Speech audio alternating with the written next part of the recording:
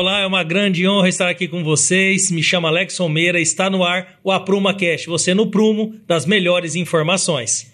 E eu sou o João Arthur Casado e hoje vamos falar sobre o tema financiamento imobiliário. E antes da gente começar, antes da gente apresentar nossos queridos convidados aqui, eu quero que você que está nos assistindo já se inscreva aqui no nosso canal, deixe aquele like legal e assine também o sininho para que essas notificações cheguem para vocês instantaneamente quando nós já lançarmos o vídeo. E hoje nós estamos aqui com o Juliano do Credit Cidade, estamos também com a Patrícia da Green Credit e hoje, como o tema é financiamento imobiliário, trouxemos essas feras aqui que são especialistas aí nesse tema e com certeza irá tirar todas as tuas dúvidas, seja profissional ou cliente aí que está louco para financiar a sua casa. Vamos começar aqui com as apresentações do Juliano. Juliano, se apresente para nós, fale um pouco aí da sua empresa, alguns detalhes. Vamos lá. Meu nome é Juliano, eu sou da Credit Cidade, uma empresa instalada aqui na cidade de Paranavaí e é exclusiva Caixa Econômica Federal para financiamento imobiliário e agronegócio pela Caixa Econômica Federal. Olá, sou Patrícia Carolina, sou arquiteta, também faço avaliações de imóveis para a Caixa e minha especialidade é construções financiadas pela Caixa. Que bacana, já viu que a gente vai ter aí duas feras aí para falar sobre os temas, né? Hoje esse tema é muito importante porque sem dinheiro a gente não constrói, né? Então, nessa linha de pensamento, vamos começar aqui com a Patrícia. Patrícia, fala pra gente, você como profissional, né, como que você escolheu esse ramo de, vamos falar assim, avaliações de imóveis, crédito imobiliário? Então, tudo começou há uns 10, 12 anos atrás. Trabalhava na prefeitura e estava meio recém-formada, vendo o que eu ia fazer da vida. E apareceu o financiamento, né, do meu imóvel, na verdade. Primeiro imóvel meu, Minha Casa Minha Vida. A simulação eu mesmo que fiz, levei para o correspondente, estudei tudo, de sistemas de amortização, qual que era a melhor forma. E tempos depois, eu já mexia com planilhas, com fórmulas na prefeitura, né, de financiamento para obras públicas. E eu comecei a aprender a fazer o processo de financiamento da Caixa, as documentações que eles pedem, além do projeto, como eu sou arquiteta e tal. Mas eu aprendi e me especializei nesse ramo. Daí do processo, desde do crédito, projeto, aprovação, questão de documentação para a Caixa e a averbação do imóvel, que é o processo final ali, né? Eu me especializei nisso. E, Juliano, quais foram as suas porquês aí de iniciar nesse mercado, escolher, né, trabalhar com crédito, né, para viabilizar? Hoje eu levo isso muito a sério, porque isso é uma forma que a gente viu que tem viabilizado o sonho de muitas famílias e isso tem me encantado. Então, eu não sei se isso está no DNA aí, quais são os principais? Sou economista de formação e trabalhar com crédito bancário já são mais de 20 anos já. Trabalhando com diversos bancos, BNDES, fazendo projetos de investimento. Então isso daí já é comum para mim. Surgiu a oportunidade aqui na cidade de Paranavaí, eu era recém-chegado, de poder trabalhar junto à Caixa Econômica Federal. Então, só que aproveitei a oportunidade, fui vender um produto que é simples de vender, é fácil de vender. Por quê? Porque a gente trabalha para o melhor banco do habitacional no país. Absurdamente o banco de maior movimento, de tudo que você possa imaginar nessa linha de crédito. Acho que nós íamos comentar sobre isso, né? Hoje, é óbvio, não existe apenas a Caixa Econômica como detentora aqui de todos os financiamentos imobiliários. O que o Juliano está deixando claro é que assim, é o banco que tem o maior volume de crédito, né, hoje gerado. Mas hoje praticamente todos os bancos oferecem algumas linhas de crédito para que você compre sua casa financiada.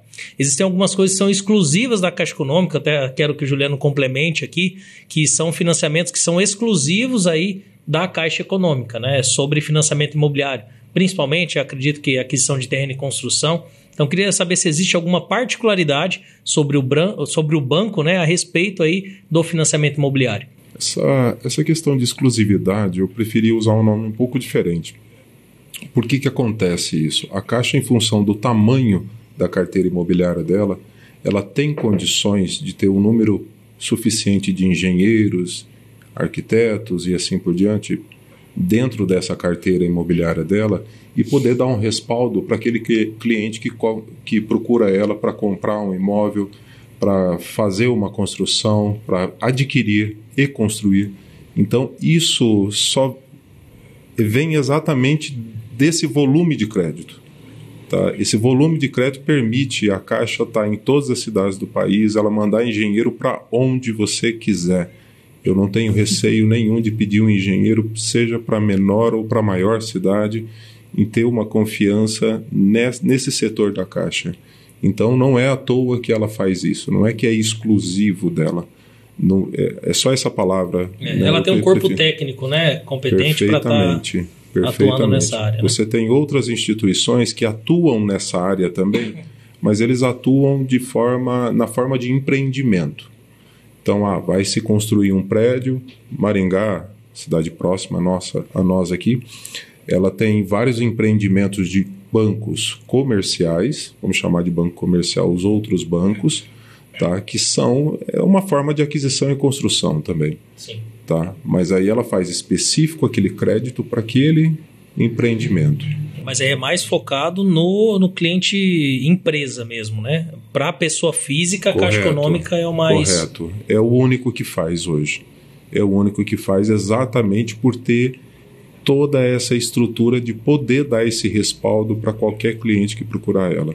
É em função disso daí. Nessa linha, o governo federal ele tem vários subsídios. Né? A Caixa Econômica ele é um banco público.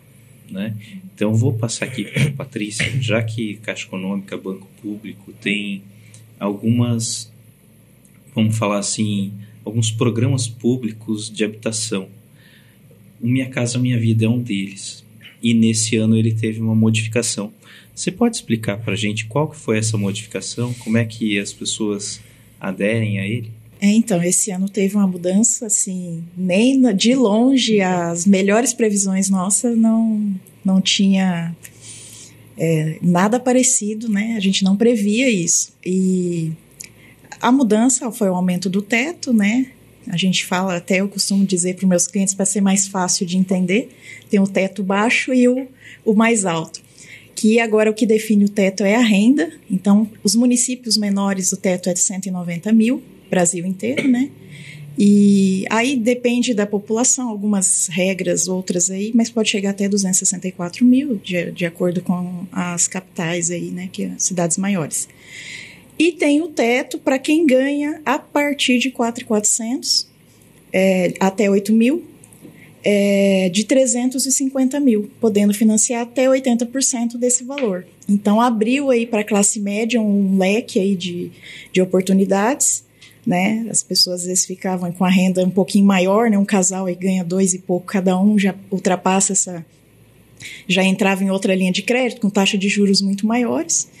E também, pegando um ganchinho um pouco aí sobre a avaliação de imóveis, né, que eu já trabalho há quase 8 anos na Caixa.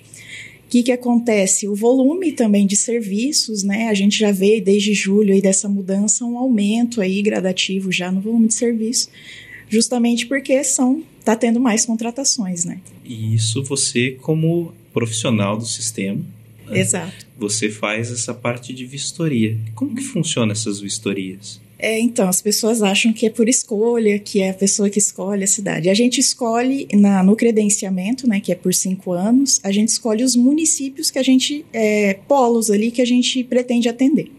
No primeiro edital que eu fiz, eu cheguei a atender acho que 133 municípios da nossa região norte e noroeste aqui do Paraná. Hoje, nesse edital, eu estou atendendo 121 municípios. Então, Paranavaí, daí junto, Tamboara, Alto Paraná, então são municípios ali, aqui Paranavaí é polo, né, e os outros municípios. Inclusive, hoje mesmo caiu uma OS lá para mim, uma ordem de serviço, lá em Farol, próximo ali a Campo Mourão. Então, como o Juliano comentou aí, né, a gente tem uma estrutura, né, para cada município ali tem um número de credenciados, porque é a pessoa que escolhe, mas aqui em Paranavaí tem em torno de 70 a 80 empresas que atendem nesse quesito. Então tem uma fila, né, tudo muito bem organizado. Bacana. Queria, já saindo um pouco dessa questão, só avaliando a questão do Minha Casa Minha Vida, Mas é bacana para quem está nos assistindo entender que a maior parte dos financiamentos são variados, né? Nós temos aí também programas sociais, como Minha Casa Minha Vida, mas nós também temos outras linhas, como a SBPE, que também atuam, né? Então nós temos aí desde o básico até os valores mais altos. Então eu queria falar sobre isso. Quais seriam esses valores mínimos do Minha Casa Minha Vida e quais seriam os valores máximos que a gente pode chegar com o SBPE? Quais seriam esses limites para financiamento? E depois também queria complementasse alguma coisa com relação às rendas, né? Quais seriam a média das rendas para que as pessoas pudessem estar pleiteando alguns níveis de financiamento, só para que as pessoas tenham uma noção. Não quer dizer para você, já vou deixar bem claro, que são valores apenas para análise, né? Porque para você ter um valor real, você precisa procurar o correspondente, fazer todas as análises no seu nome, e aí vai ter toda uma avaliação bancária para definir realmente. Aqui vai ser só a título de curiosidade, a título de tentar sanar e dar algumas dicas para vocês, tá joia? Alex, vamos entender por valor mínimo. O valor mínimo de uma operação hoje de crédito imobiliário, seja qual for a linha, são R$50 mil.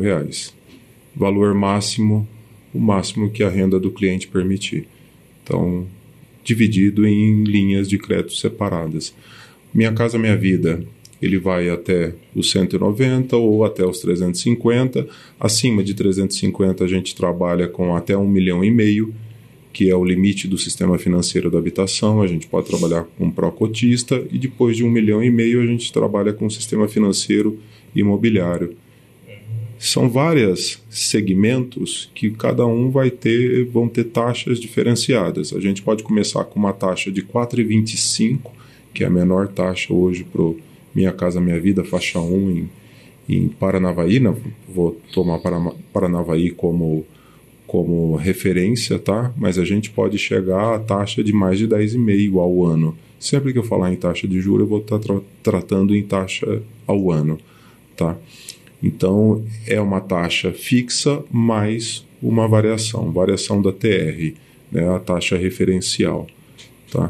Então, ela pode ir de 4,25 até mais de 10,5, dependendo aí do tamanho do projeto, do tamanho do sonho, do tamanho da renda, tá?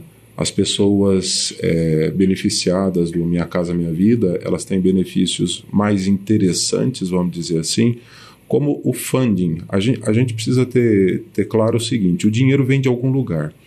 O dinheiro invariavelmente não é do banco. No Minha Casa Minha Vida nunca é do banco.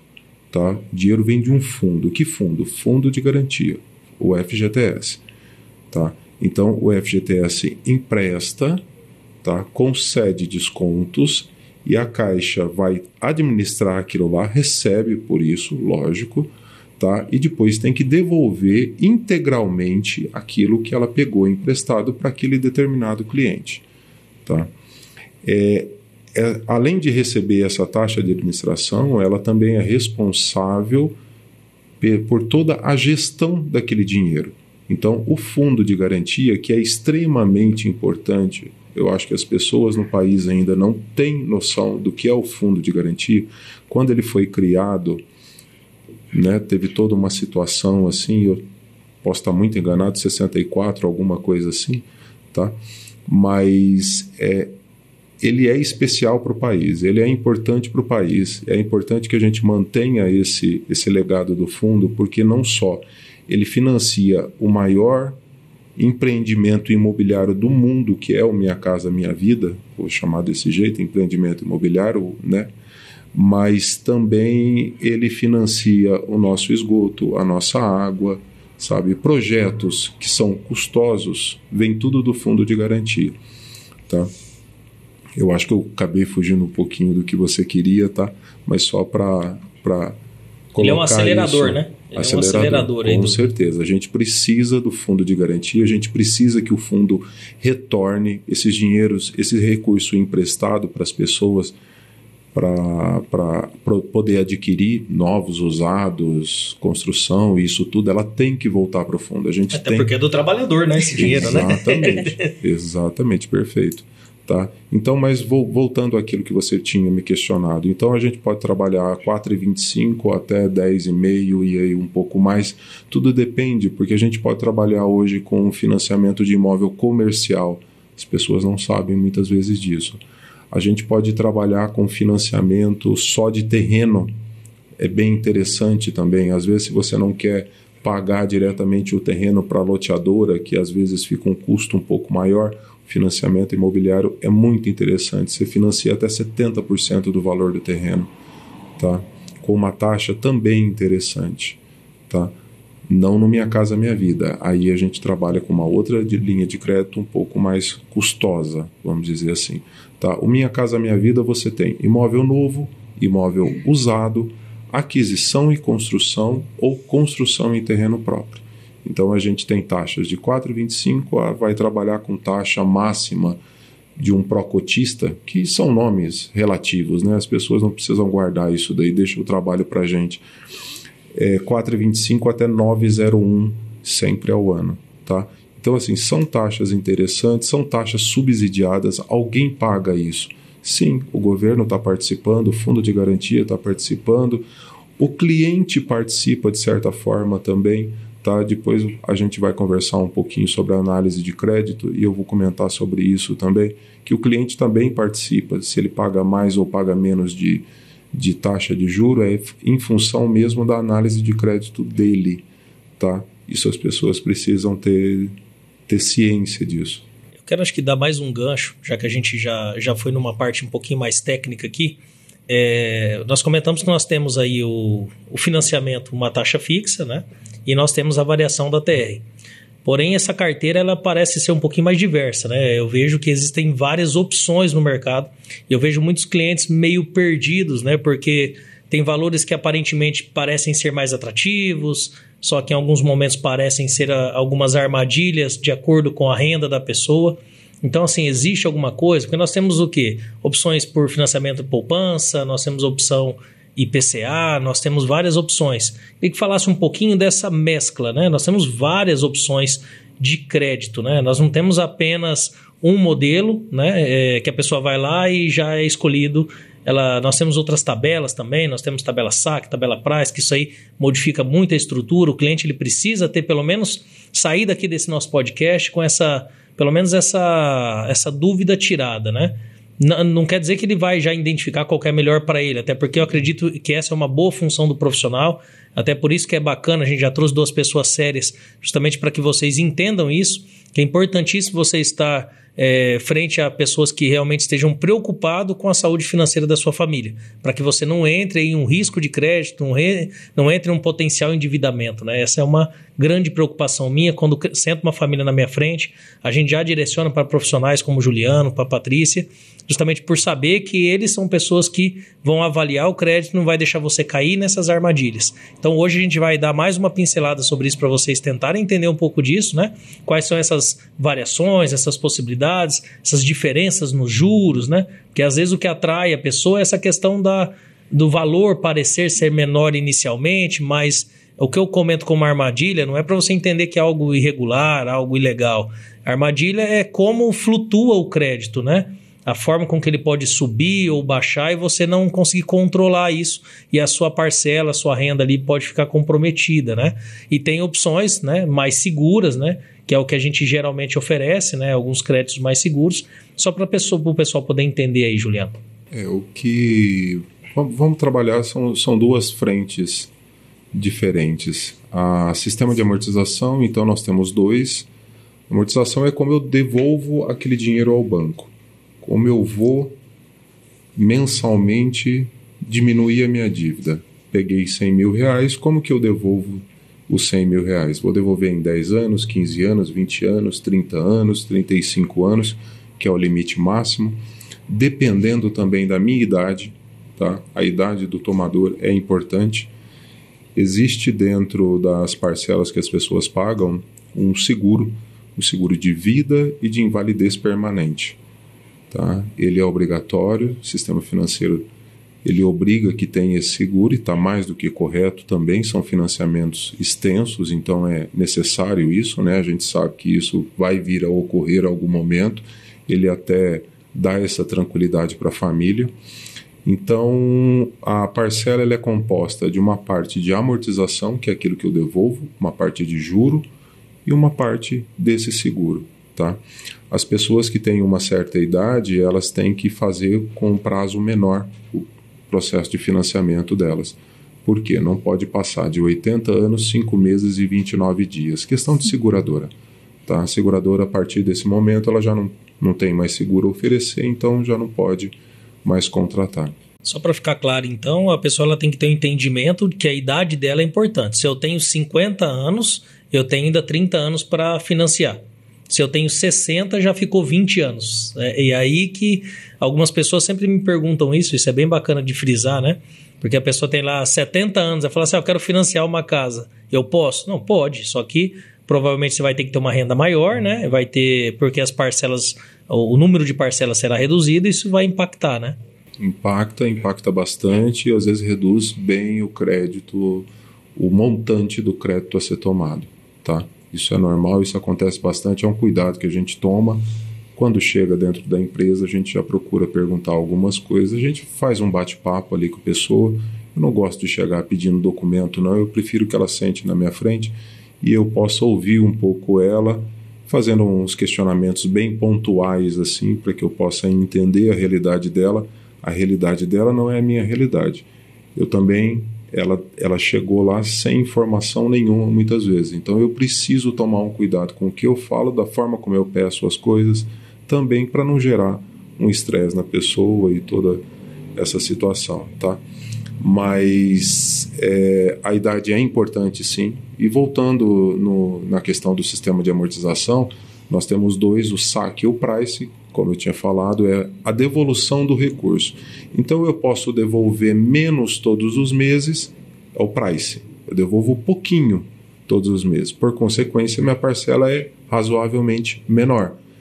Se eu devolvo pouco, eu acabo pegando mais crédito.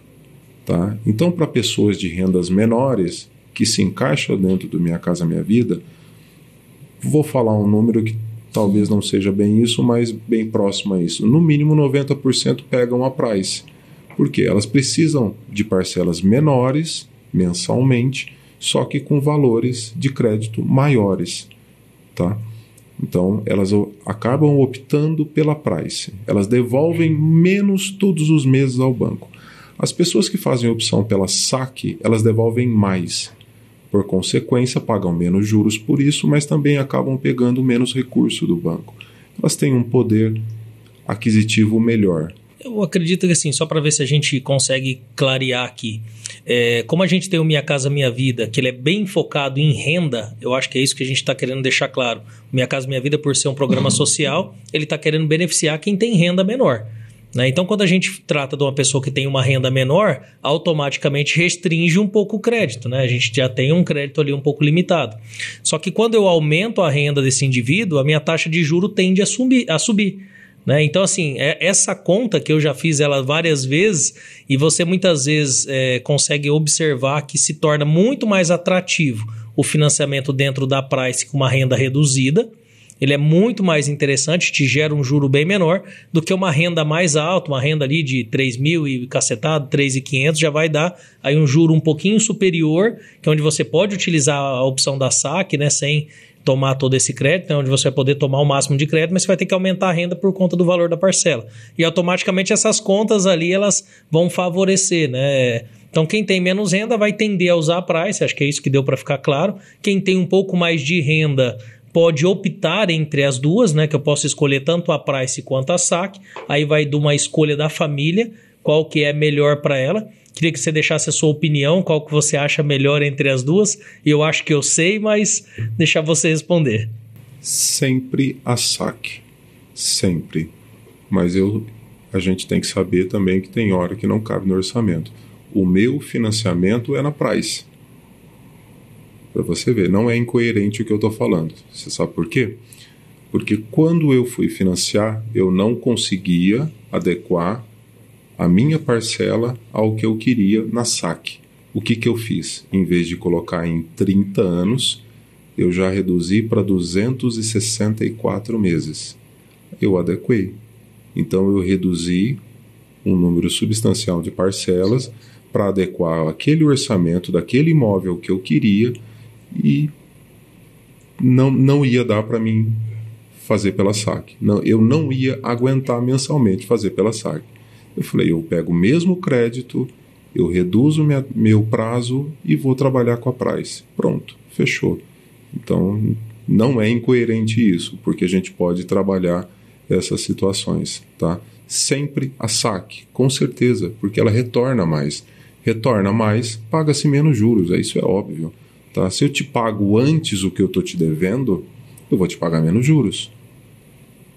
Se eu pago o teu capital de volta, entendeu? Então isso é normal acontecer. Mas essa relação pode ser muito bem conversada. Só para você ter uma ideia, semana que vem a gente está finalizando um empreendimento, são 108 unidades. Tá? O empreendimento é o que a gente chama de faixa 1 do Minha Casa Minha Vida. Um empreendimento que eu tenho ali subsídios, pessoas recebendo subsídios de até, se eu não estou enganado, o maior ali deu 45, alguma coisa assim, recebendo um subsídio adicional, que é o terreno doado, tá? Isso é interessante também, Paraná está cheio desses empreendimentos, tá? O terreno doado é o terreno doado pela prefeitura ou o terreno doado pela Coapar, tá? E o subsídio da Caixa Econômica Federal, do governo, né? Me desculpe, do governo, tá?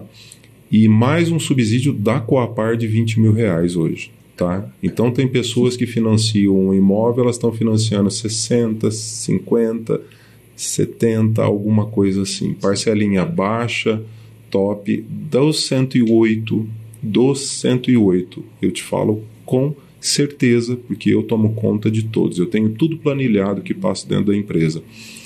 Somente uma pessoa está pagando na SAC. Somente uma pessoa. Todo o restante está pagando na Price. Por quê? Porque vai dar parcela menor, vai caber melhor no bolso, tá? Tem pessoas que estão financiando ali que tem renda na faixa de 1.700, 1.600, 1.500. Eu tenho clientes lá de 1.400, tá?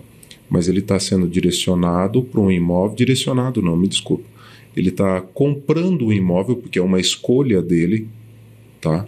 O escritório ele só faz o financiamento, eu não vendo o imóvel, tá? Eu só faço o financiamento, eu faço a junção do vendedor com o comprador, é isso, tá?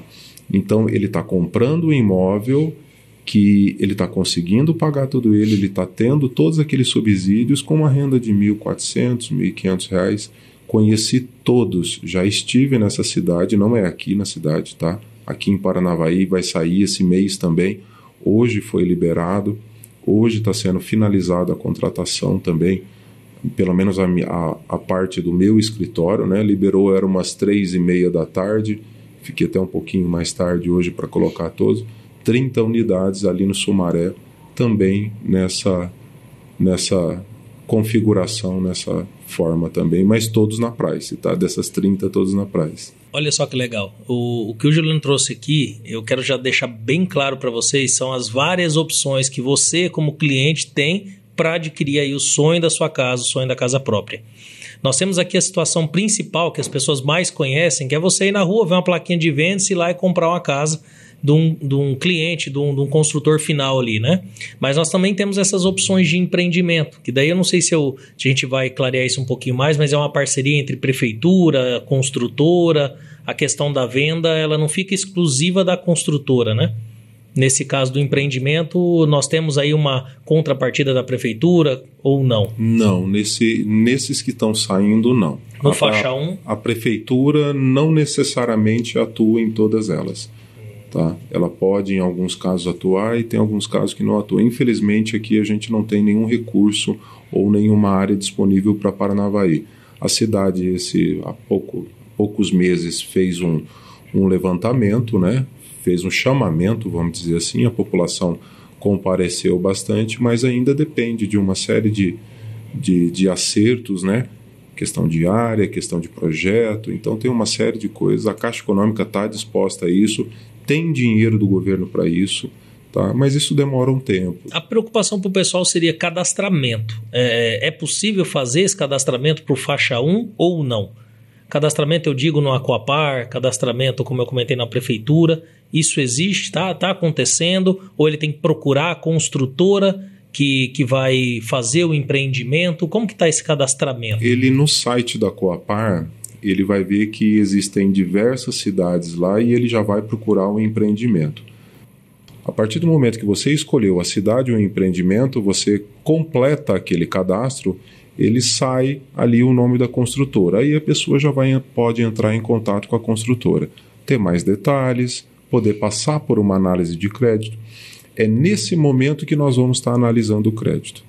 Tá? A construtora, juntamente com o cliente, vai receber os documentos do cliente, a construtora me manda esses documentos e imediatamente a gente vai providenciar a pré-análise de crédito.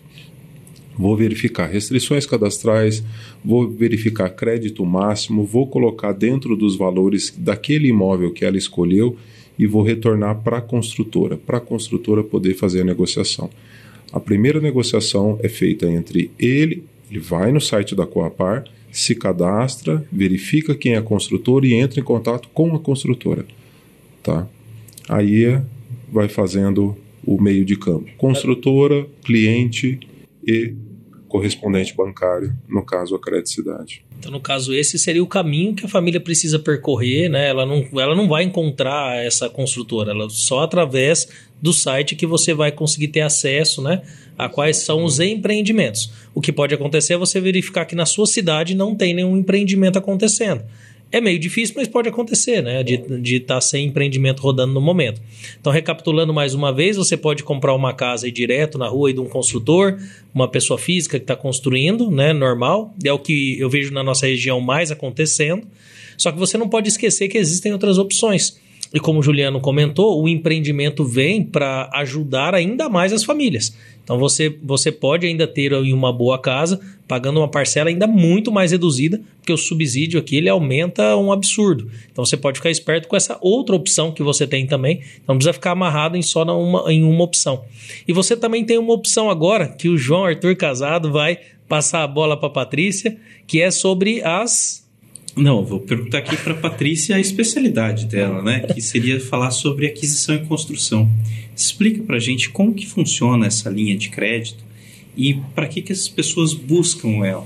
Então, a aquisição e construção, né, acabou sendo minha especialidade lá no início, acho que 2011, 12, eu comecei a fazer os primeiros processos.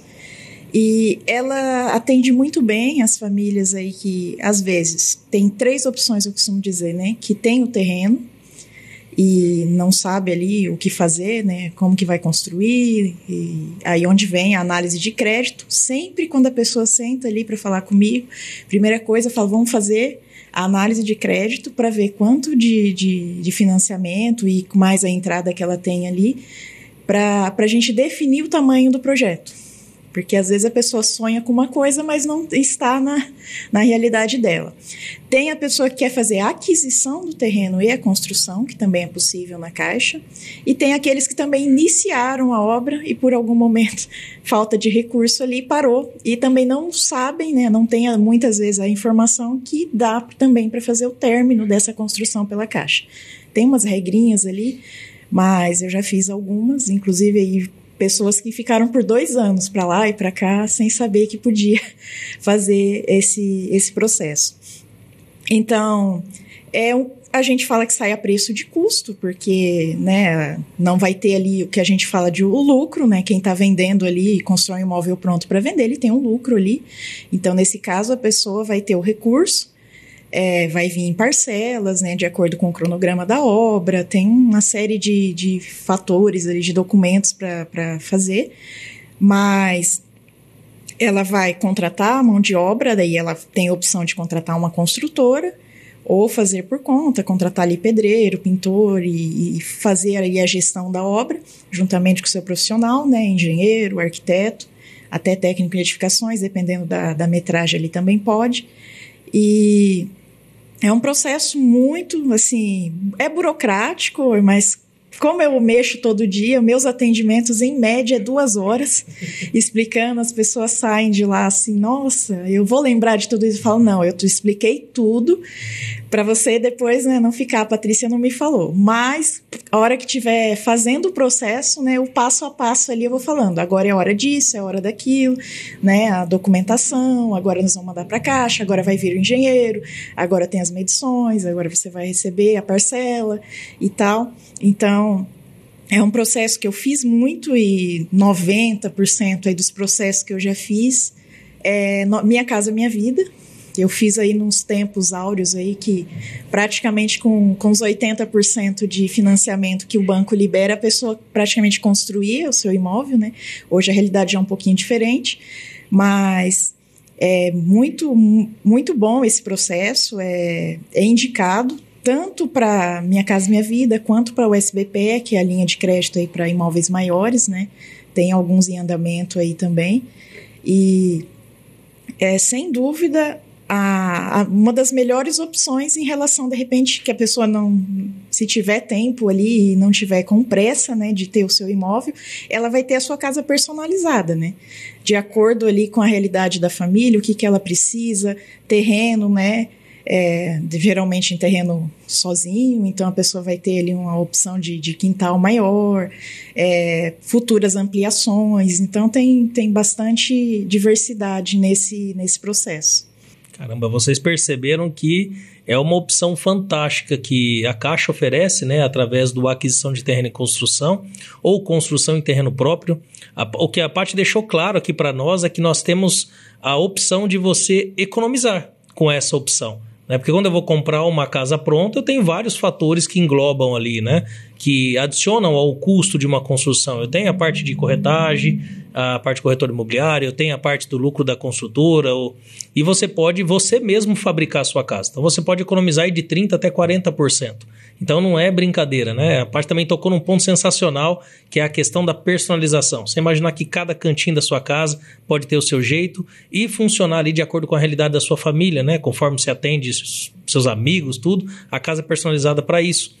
E muitas vezes você não encontra isso na realidade do mercado. O mercado muitas vezes traz uma casa padrão, né? Uma casa, o próprio construtor coloca dessa forma, porque você consegue diluir custos, criar várias situações. E é muito difícil. Você tem que fazer uma casa que atenda 80% da população e você às vezes faz parte dos 20% que não se encaixam ali, né? E é uma opção que você tem de escolher um terreno específico em um lugar que você goste e construir sua casa no terreno inteiro. Essa questão da ampliação sempre me ganha, porque você poder ampliar, nós já fizemos projetos aí para a pessoa ampliar futuramente garagem até para 2 carros, poder fazer ampliação de edícula, ainda consegue pôr uma piscina, que a pessoa precisa entender que a realidade dela hoje não é a realidade dela amanhã, né? Então, se nós estamos falando de um financiamento para 30 anos, e a gente sabe que a vida de uma família muda muito em 30 anos. Então, você tem que tomar cuidado nas escolhas, né, na hora de comprar uma casa, de não comprar algo tão limitado, né, que limite aí o crescimento da sua família também. Você pode ter mais filhos, né, você pode ter outras realidades, até mesmo mudar de formatos de emprego, precisar trabalhar em casa. Então, você vai precisar adaptar os seus espaços. Tendo um terreno maior vai ser muito mais fácil para isso, tendo uma casa já planejada vai ficar muito melhor para isso. Então, sensacional essa ideia, a modalidade de aquisição de terreno e construção, que por incrível que pareça, na minha visão, é muito pouco difundida. As pessoas aparentemente conhecem muito pouco sobre essa possibilidade, porque as pessoas encaram a construção como um bicho de 7 cabeças, algo muito complexo, né? Mas o que as pessoas precisam entender em casa é que tem profissionais que eles dão todo esse suporte, né? Tem toda essa expertise para encurtar todo esse caminho. Então a gente sabe que através deles você vai poder aí ter um caminho bem mais tranquilo, né? Quer complementar mais alguma coisa, Paty? Porque a aquisição é sensacional. Dessas casas aí que eu já projetei, dos processos que eu acompanho, eu faço processos de financiamento para vários profissionais também, que não são projetos meus, mas são profissionais que às vezes não se especializou nessa área, então eles passam o processo para mim, as medições, né, questão de planilhas, E essa questão da ampliação também me encanta muito. Eu fiz muitas casas ali que, na realidade agora da pessoa, né? Olha, só 2 quartos, acabei de casar, não sei o que e tal. Mas a gente já deixa a possibilidade, de repente, numa casa ali comercial, que o pessoal faz aí para venda, né? Eles fazem 2 quartos, o 3º quarto lá no fundo um pouco maior, o 2º quarto. E acaba aí deixando a pessoa meio engessada, não tem como fazer o 3º sem quebrar o 2º quarto. E a gente, nos projetando, a gente consegue deixar essa opção, a questão da garagem e assim por diante. E, sem dúvidas, não tem aí coisa melhor, né, na questão do financiamento, se a pessoa encarar. Alguns vêm, até vai no escritório, conversa, não, mas de repente, será? Construção, vou encarar tudo isso? Eu falei, toda a parte burocrática eu cuido para você. Você não vai ter perigo nenhum. Eu não recebi isso, eu não recebi aquilo, mão de obra e tal. E vale a pena. Eu falo 6, 10, 8 meses ali de dor de cabeça durante a obra, que sempre tem, não vou enganar ninguém que não tem. Só que para você estar no seu imóvel ali no financiamento de 30 anos, do que de repente você sair a torta e a direita escolhendo uma casa que de repente você vai ficar 30 anos, esse quarto podia ser mais para lá, essa sala mais para cá, e nessa opção você não tem isso, né? Porque você projetou ali o imóvel de acordo com a sua realidade e já prevendo aí as futuras ampliações, né? Para não ficar de repente trocando de financiamento. Não dá para reclamar porque está no seu gosto, né? Exato. E nessa linha, às vezes as pessoas trabalham também. E eu já vi alguns projetos que a pessoa, agora na pandemia, ela teve que adequar um escritório em casa, teve que adequar, às vezes, um local para receber pessoas, né? E, assim, tem vários pontos da cidade que precisam, vamos colocar assim, analisar o plano diretor, entre outras leis. Quando vocês analisam a parte de documentação, a parte de projetos, elas já têm que estar aprovadas? Como é que funciona essa parte da documentação? Vamos falar assim, prefeitura, os órgãos governamentais. Exato. Tem algumas regras específicas, né? Daí é onde eu uso ali o conhecimento, né? Eu não falei aqui, mas eu sou avaliadora faz 8 anos da Caixa, então a gente tem uns normativos ali na mão, então eu consigo dar essa assessoria meio que em tempo real do que a engenharia da Caixa está cobrando. Eu fui correspondente por 2 anos, então eu também entendo um pouco ali a questão do crédito, o que a gente precisa ali, de repente, de renda, que aquela pessoa não vá sofrer depois, né, pagando as parcelas. E essa questão burocrática, até um tempo atrás, estava mais tranquila a questão da Caixa, porque ela não exigia o projeto aprovado para assinar o contrato. Hoje a gente tem uma burocraciazinha um pouco antes, precisa ter aprovado o projeto na prefeitura, para daí pedir engenharia para depois assinar o contrato. Então essa parte acaba demorando um pouquinho. Então, eu preciso primeiro ter o crédito para saber o tamanho da casa, para daí fazer o projeto, para daí mandar para a prefeitura. Então, tem esse passo agora. É mais segurança também para o banco, eu entendo a parte deles, só que, assim, tem municípios no Brasil que chega a levar 6 meses para aprovar um projeto. E é o prazo de validade de uma avaliação de crédito do cliente. Então, assim, fica meio complicadinho essa parte, mas nada que a gente não consiga contornar, né? A gente conhece aqui, quando a gente está no município aí que a gente conhece, a gente tenta ir conversando para não demorar tanto essa questão. Tem algumas exigências de projeto que são específicas da Caixa, que às vezes, não da Caixa, é lei federal, na verdade, e alguns municípios não adotam, então às vezes chegam até arquitetos aí da cidade, engenheiros, me perguntando, Patrícia, por que a minha casa foi reprovada, o que eu tenho que mudar no projeto, umas questões, né, 75 centímetros da divisa, é uma lei federal que pede, não pode ter abertura, então aí chega na engenharia barra. E então a gente dá essa assessoria, até dei curso já também para engenheiros, arquitetos e corretores que queiram saber um pouco mais sobre financiamento, porque às vezes faz a pessoa perder negócio, né, e não é legal. Mas questão da Caixa específico tem essa mudança agora, só tem uma exceção, né, a essa regra, que é os municípios que não permitem a aprovação em nome de terceiros. Daí você tem que transferir o terreno antes para o nome da pessoa, que daí já complica um pouco mais, daí a Caixa ela permite que a pessoa assine o contrato sem estar com o projeto aprovado. Essa é a única exceção. No caso do nosso município aqui, ela permite aprovar o projeto em nome de terceiro, porque o projeto vai ser aprovado em nome do proponente do financiamento. Quando ele está adquirindo o terreno, não está no nome do proprietário do terreno, e sim do interessado na compra, né? Então, o processo todo é feito já em nome dele. Uma vez que o crédito está aprovado, ele está negociado ali um contrato de compra e venda do lote, né? Então, é possível fazer dessa forma. Mas é tranquilo ainda. Patrícia leva numa boa, tá falando de forma carinhosa, mas eu acho um absurdo você ter que aprovar o projeto. Porque assim, você tá num processo de negociação de terreno, você tá num processo que não foi pago o terreno ainda. Eu acho que é uma covardia com a família, na minha opinião, porque se aprovou o crédito, né, você vai ter a liberação do crédito, você vai fazer a aprovação, acho que isso vai se resolver naturalmente. Acredito que não precisaria colocar o cliente à frente de estar pagando taxas antes dele ter a liberação real do financiamento. Que o que acontecia era, eu tinha literalmente o financiamento resolvido, assinado o contrato, aí eu ia pagar a taxa do CREA, pagar taxas de prefeitura, aprovação de projeto, e hoje eu faço a família gastar sem ela até mesmo ter certeza se vai ser aprovado o crédito realmente ou não, porque a gente sabe que pode mudar a qualquer momento essa realidade do crédito, pode cair algum tipo de endividamento, pode cair alguma coisa, e muda mensalmente, semanalmente, pode mudar a realidade de uma família aí frente ao crédito, né? Então eu acho que é muito complexo, né, a gente trazer isso, mas é uma forma que dá para ser resolvida, a gente consegue, só que vai ter esse gasto hoje a mais, né? Acho que é isso que... Só complementando, Alex, tem isso mesmo, né? Acaba dificultando. Antigamente eu dava entrada no processo na Caixa, na engenharia, que o projeto tem que estar pronto, né? E já dava entrada na prefeitura. Eu tinha ali 40, 50 dias ali, que é o tempo da primeira medição para esse projeto aprovado, para receber a primeira parcela ali do financiamento ali da construção, né? A primeira medição ali, o cliente tem que estar com esse projeto aprovado, daí sim. Então, eu conseguia nesse prazo aí de 40 dias, às vezes 50 dias, né? Essa aprovação do cliente. Realmente tem essa burocracia e as pessoas têm muita essa dificuldade. Mas eu vou ter que gastar.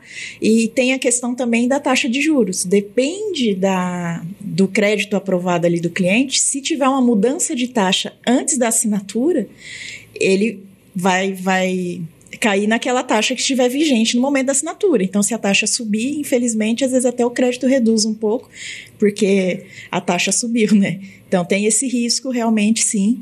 Mas, por enquanto, estamos conseguindo levar, mas eu creio que pode ser que caia, tá? Essa regra por conta de municípios no Brasil aí, é um programa nacional, né? Que levam 6 meses ou até mais para aprovar um projeto. Daí inviabiliza, né, os processos. Legal. Nessa linha, agora eu vou voltar para o Juliano um pouquinho. Como é que é feita a análise de crédito das pessoas, né? Porque assim, eu quero um crédito para comprar uma casa. Como que vai ser analisado o meu nome, o meu CPF? Você vai mandar documentação mínima, documentos pessoais, certidão de casamento, certidão de nascimento, dependendo do teu estado civil. A gente vai verificar registrado, então você vai ter um olerite. Sou dono de uma empresa, posso ter um prolabore, posso ter um imposto de renda e assim por diante, né? Produtor rural, que faz imposto de renda também, pode ter um imposto de renda para a gente analisar. Então eu vou pegar essa documentação, vou transferir as informações para um sistema do banco de análise de crédito, vou fazer as devidas consultas de SPC, Serasa, essas coisas todas, e vou receber uma informação de volta desse sistema do banco. Esse sistema do banco ele vai me gerar um rating e uma parcela máxima disponível para aquele cliente. Eu não calculo o crédito final, eu calculo parcela. A pessoa tem a possibilidade de pegar, exemplo, R$500 de parcela por mês. R$500 naquela determinada linha de crédito, naquela determinada taxa de juros, e naquele determinado prazo gera um crédito de R$120 mil. Só estou dando um exemplo, tá? Então é isso, a gente procura capacidade mensal de pagamento.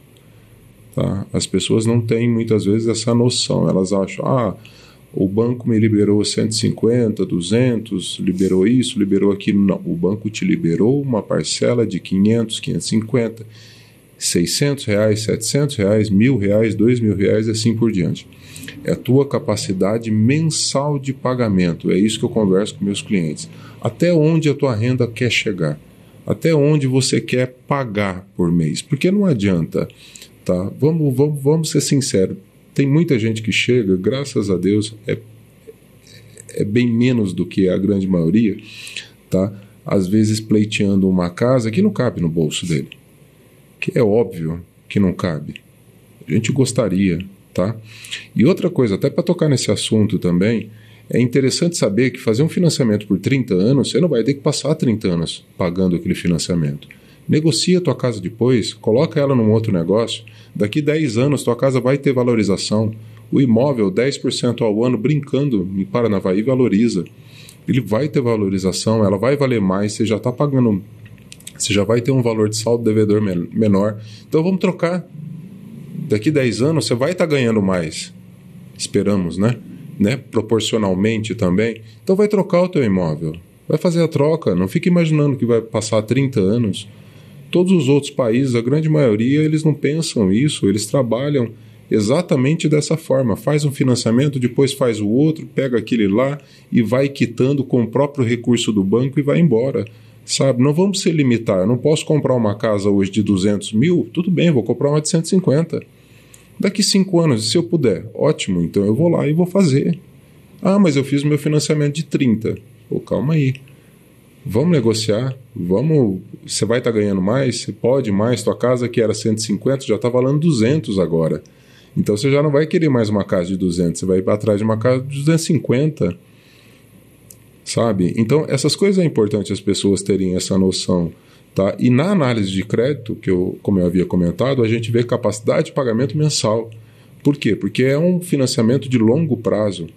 As pessoas têm que ter ideia, aí eu vou falar um pouco lado do banco também, porque eu sou defensor do banco no último, tá? Isso daí, o banco é quem me proporciona tudo que eu posso ter hoje e toda essa abundância que a minha empresa tem.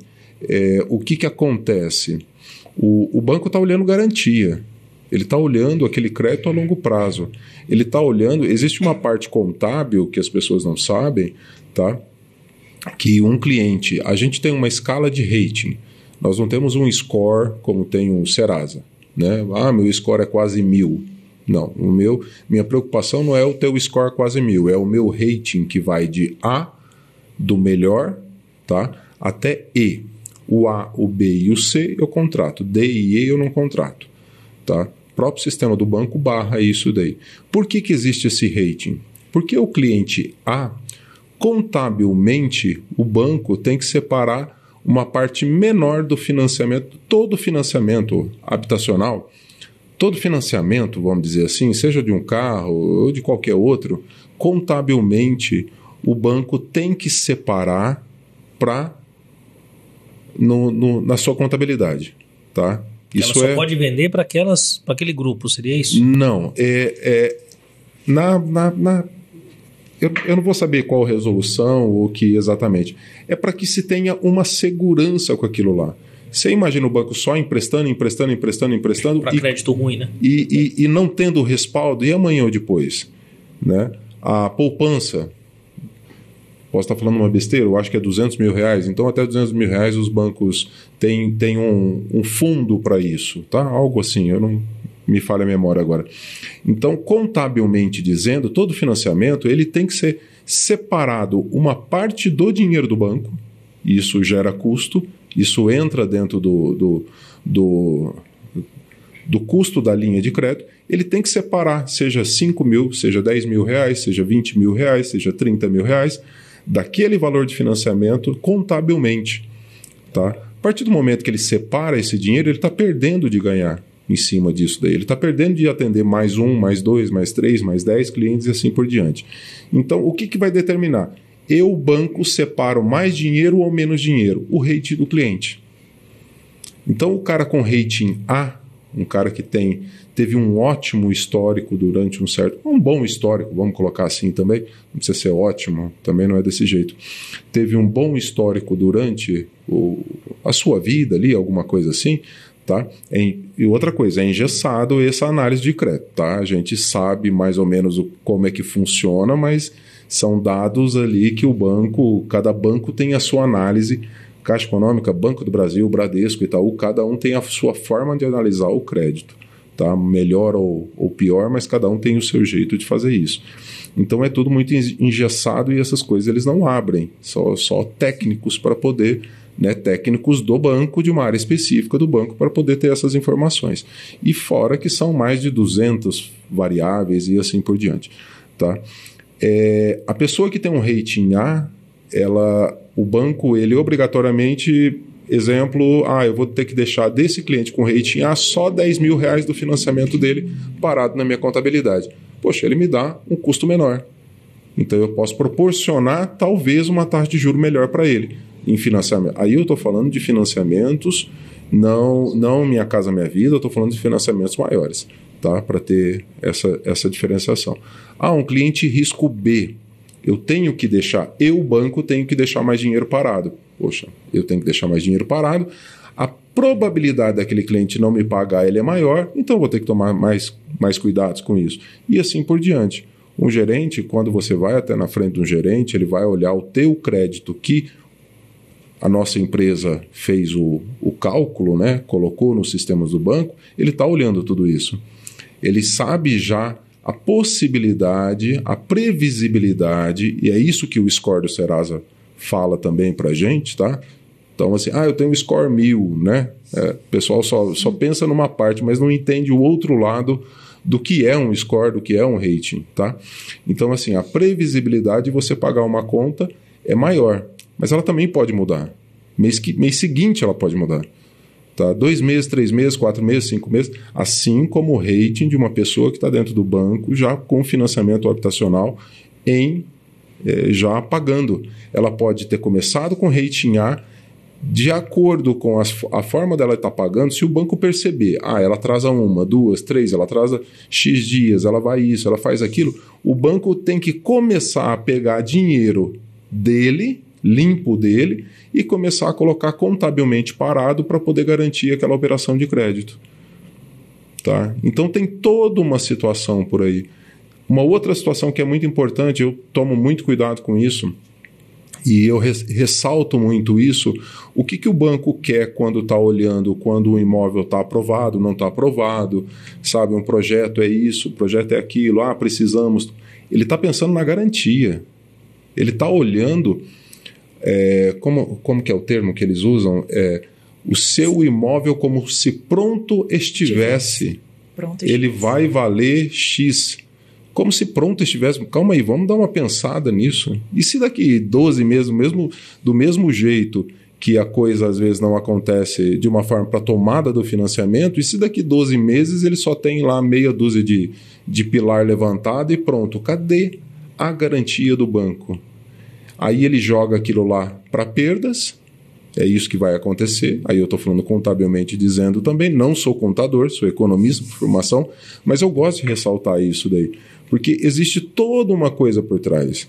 As coisas não acontecem à toa, os custos que existem, as cobranças que existem, as regras que existem, ainda mais vindo de um banco 100% público, que não pode deixar de esquecer nenhuma regra, tá? Seja municipal, estadual, federal e assim por diante, é que existem todas essas situações. De repente eu estou com uma garantia que, como se pronta estivesse, ela valerá R$190 mil, limite Minha Casa Minha Vida, Paranavaí. Beleza, top. E daqui a um ano, se eu não tiver isso, eu estava com um terreno que foi comprado lá, sei lá, R$55 mil. Essa é a minha garantia.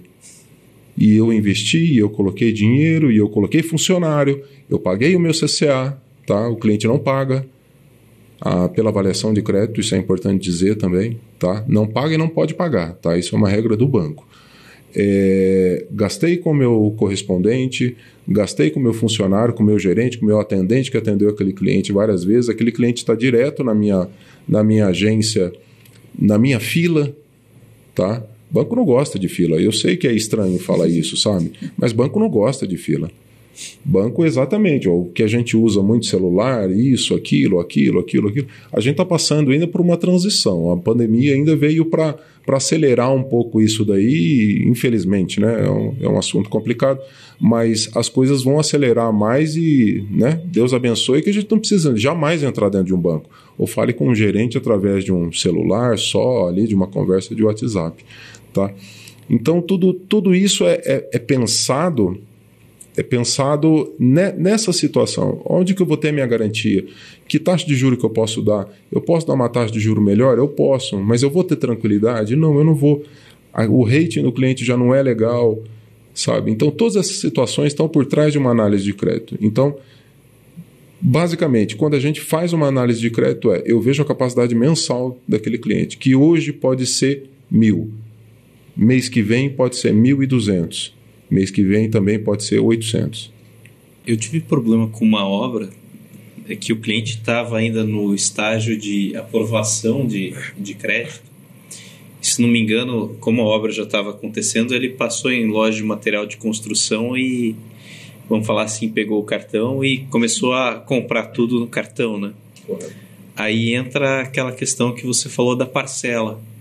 Aí a parcela colocada para ele, aprovada para ele, como foi uma parcela menor, o valor que ele estava prevendo pegar no banco se tornou um valor menor.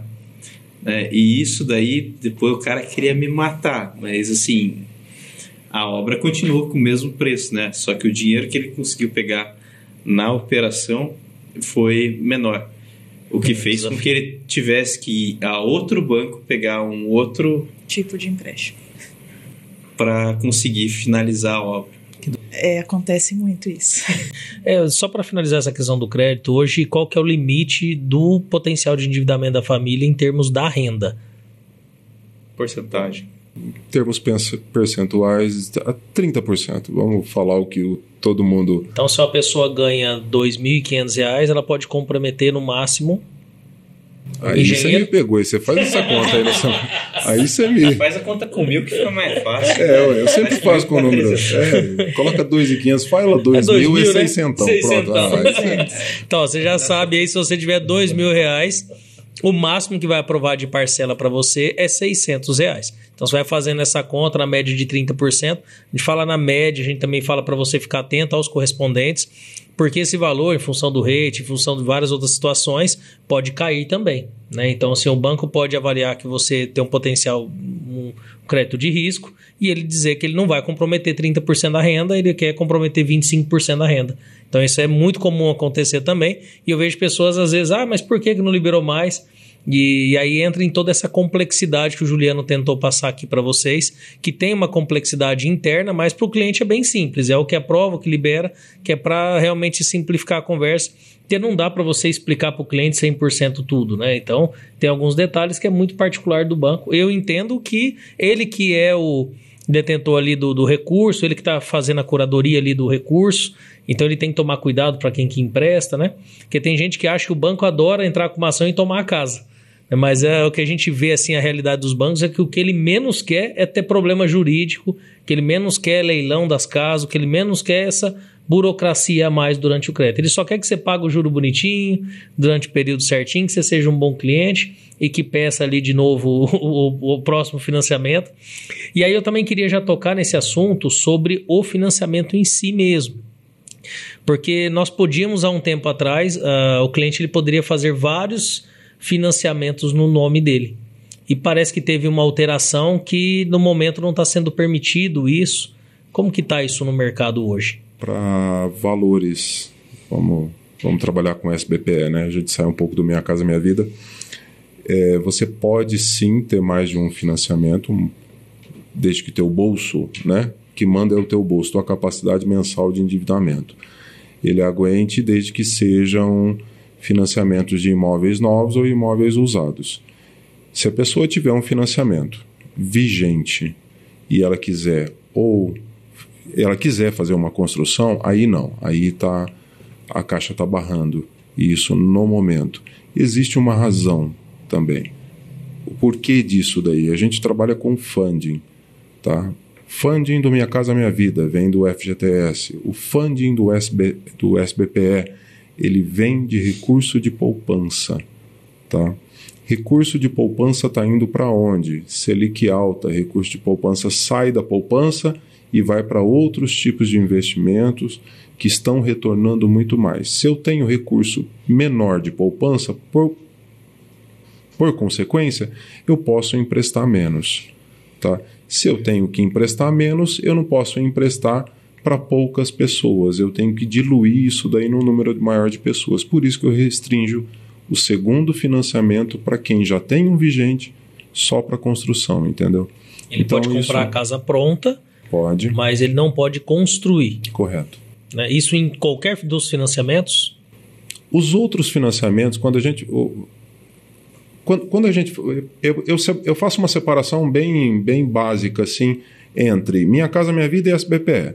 Aí depois você tem as ramificações de tudo isso daí, tá? Porque o SBPE é dentro do sistema financeiro da habitação, o SBPE é dentro do sistema financeiro imobiliário e assim por diante. Então a gente tem ramificações dentro dos dois.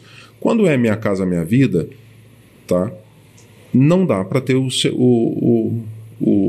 mais de um imóvel usando o Minha Casa Minha Vida. Você sairia do Minha Casa Minha Vida e imediatamente, se teu bolso pode, você já vai para o SBPE. Pode ter o segundo? Pode. Se teu bolso aguenta, pode. Tá? Sem problema. O segundo não pode ser construção. Basicamente é isso. Vamos trabalhar dessa forma. O segundo hoje não pode ser construção. Por quê? Porque não tem funding para atender todo mundo. Tá? Está mais caro, a construção hoje é mais cara. Tá? A gente vai trabalhar hoje construção com 10,65 ao ano, podendo chegar a alguma coisa com 10,30. Tá? Eu só tenho uma linha de crédito disponível para construção. A gente, que é essa de 10,65, que é uma taxa fixa mais TR. Até pouco tempo atrás, até um pouco menos de um ano, a gente tinha uma taxa fixa sem TR nenhuma, algo em torno de 10,5. Aquela assim que o cara tem a tranquilidade de começar com a parcela hoje e terminar daqui 30 anos, ele sabe que ele vai pagar 10,5 ao ano só, mais nada. A gente tinha uma taxa com um juro de poupança excelente, tá? E tem teto, né? Tem teto. É uma taxa fixa, uma taxa de poupança, que hoje o teto é 6,17 e mais a TR, tá? Também não posso fazer para construção mais. A gente tinha o IPCA, taxa fixa, IPCA mais TR. Essa sempre foi a vilã, tá? E é vilã de muitas outras instituições, tá? Só avisando também. IPCA tem diversas instituições, isso é muito comum, a gente trabalha muito com portabilidade, principalmente de recursos de valores altos, tá? Portabilidade onde os clientes contrataram o IPCA e eu tenho um cliente pagando quase 19% ao ano em financiamento habitacional, tá? De outras instituições que aí a gente leva para a Caixa e vai trabalhar com esse mesmo cliente a 10%, dá para você entender. A Caixa faz a quitação daquele financiamento, né? Seria exatamente, seria um financiamento quitante. É uma portabilidade que a gente fala. É trazer as mesmas condições de saldo devedor e prazo para dentro da Caixa Econômica, só com uma taxa de juro bem menor. Tirando daquele indexador IPCA e partindo para o indexador, por exemplo, de poupança.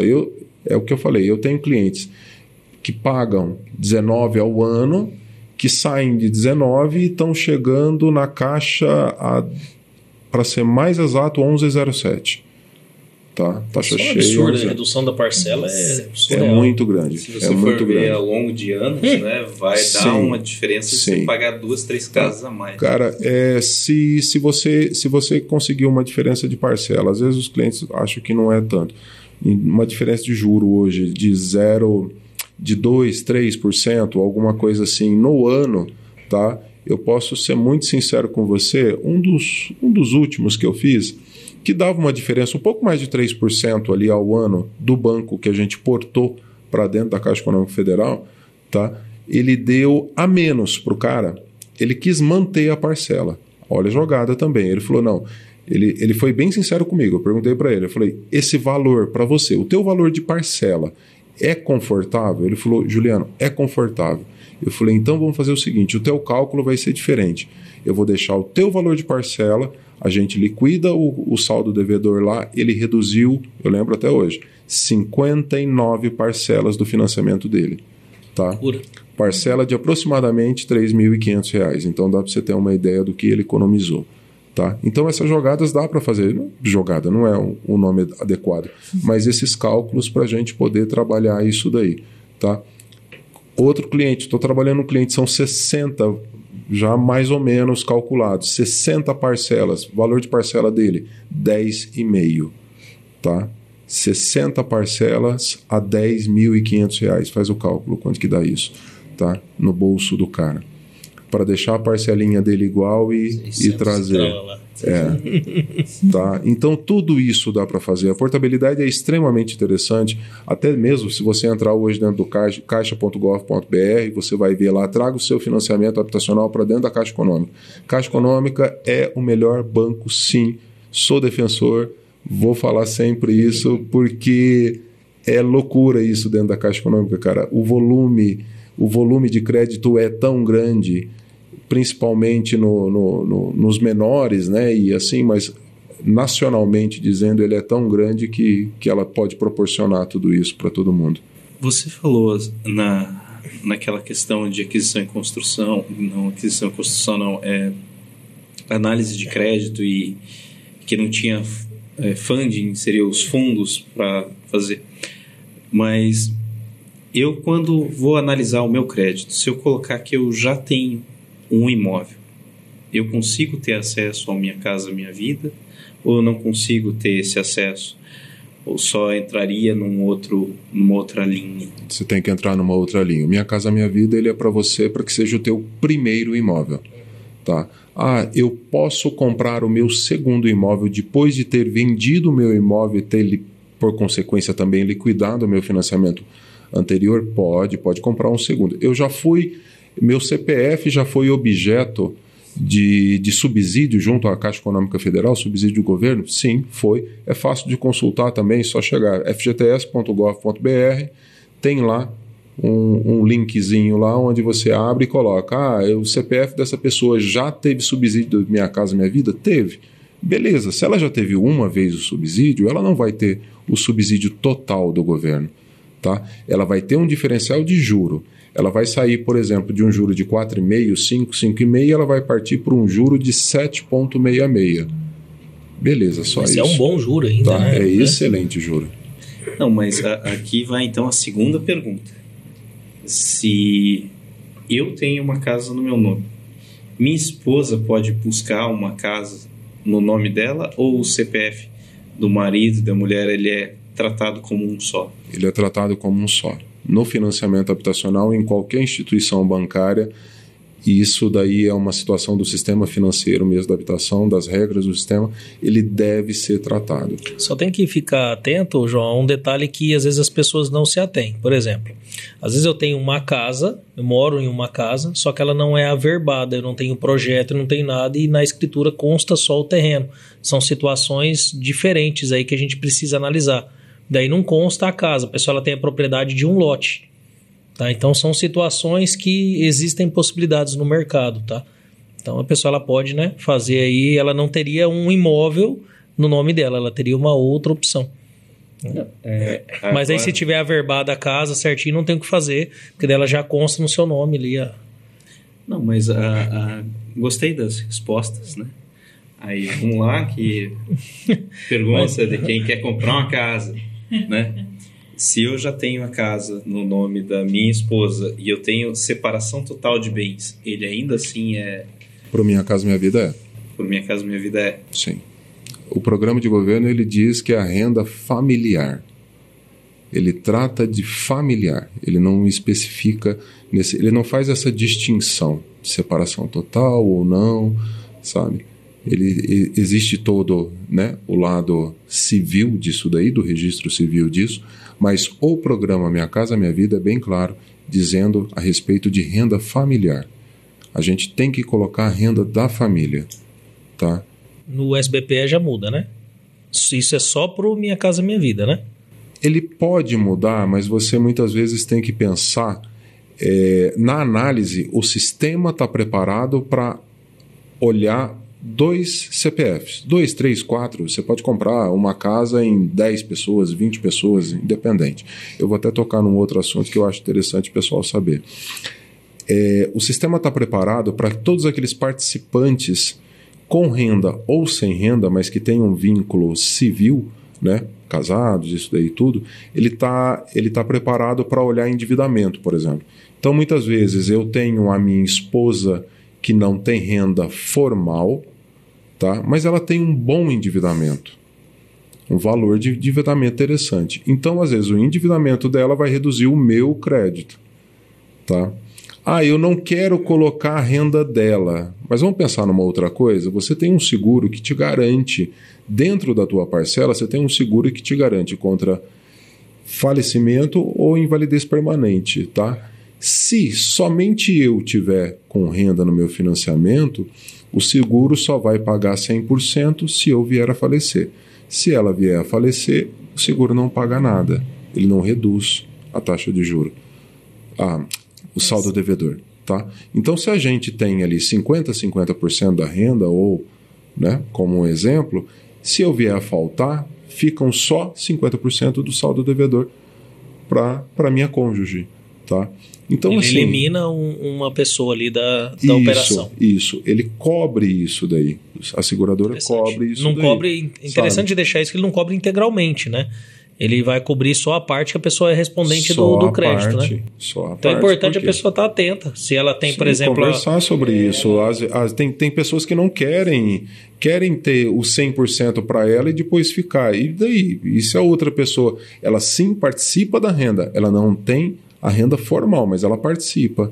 E depois, e se ela faltar? Vai faltar para mim, grana para mim poder pagar a minha capacidade mensal de pagamento. Com certeza. Como fica? Né? Eu queria, agora, já é um assunto já um pouquinho mais encerrado, passar para a parte para a gente discutir alguma coisa sobre os investidores, até para a gente dar uma encerrada, porque assim, nós tratamos de vários projetos, né? Mas para que a pessoa também tenha a casa dela, eu preciso ter pessoas também, alguns investidores, para estar investindo no mercado imobiliário, para que a gente consiga estar alavancando ter essas casas no mercado. Porque a gente viu aqui que existe alguma dificuldade entre a pessoa ir lá, comprar um terreno, construir. Não é a que a maioria, quase 80% das pessoas que eu conheço optam pela compra direta da casa através do financiamento, uma casa pronta.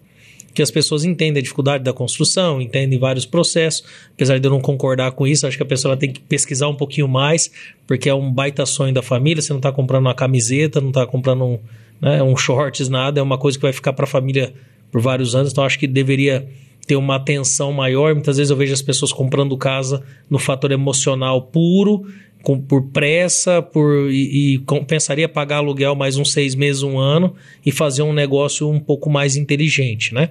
Mas não é a realidade do que a gente vê. Você vê a pessoa na loucura, vai lá, compra porque ela dá, eu tô aluguel, eu quero sumir disso aqui como se fosse uma batata quente, e depois você vê aí bastante dor de cabeça. Mas ligando aí que o link dos nossos investidores, existem erros grosseiros, né? Eu até tive um caso com o Juliano agora recente, de uma família que queria fazer a compra de uma casa e aquele investidor, aquele construtor não estava atento a regras básicas do sistema. Então a pessoa ela vai lá, constrói a casa dela, contrata um engenheiro qualquer ali, né? E não tem uma especificação de como que funciona a regra básica, né, para você utilizar um bem como esse, um imóvel como garantia.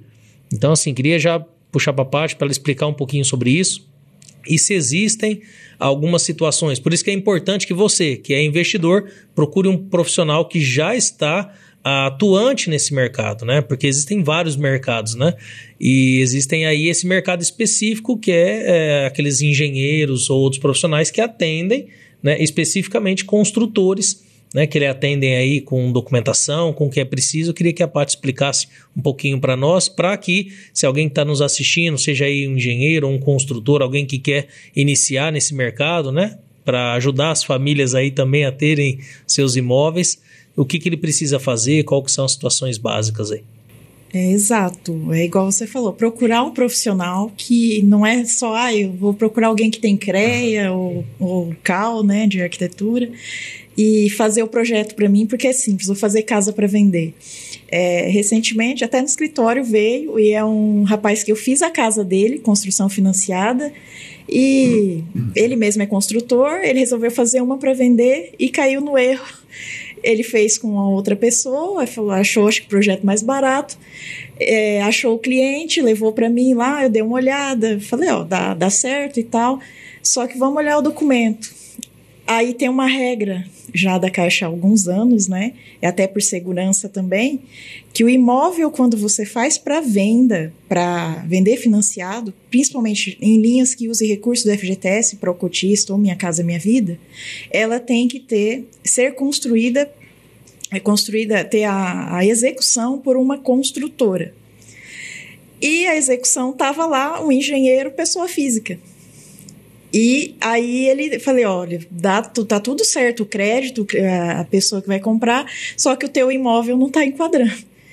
Ele, eu não acredito. Eu falei, você me conhece há tanto tempo, né? Podia ter perguntado e tal. Então, assim, essa é uma regra básica. E muitos aí que às vezes, não, eu sei dessa regra. Quando começou isso, acho que foi 2017, 2018, eu não lembro exatamente. A gente, na análise da documentação na engenharia da Caixa, a gente tinha que olhar esse documento. E está na RT ou a RRT. Vai estar lá a empresa contratada, a construtora. E além disso, né, eu tenho minha empresa lá, né, só que eu não sou construtora. Então tem que ter um cuidado de consultar o CNPJ, ver se é o KNAI certo, porque às vezes engana até o engenheiro da Caixa olhando, e a Patrícia lá, a empresa dela, Silva Cordeiro, né, mas a minha não é construtora. Então tem que ter essa regra específica. Tem essa regra específica e muitos construtores abriram o CNPJ e colocaram a propriedade do imóvel no nome dele. Quem é o vendedor, pouco importa. Pode ser minha avó. Eu falo para os clientes, pode ser você, sua mãe, sua avó.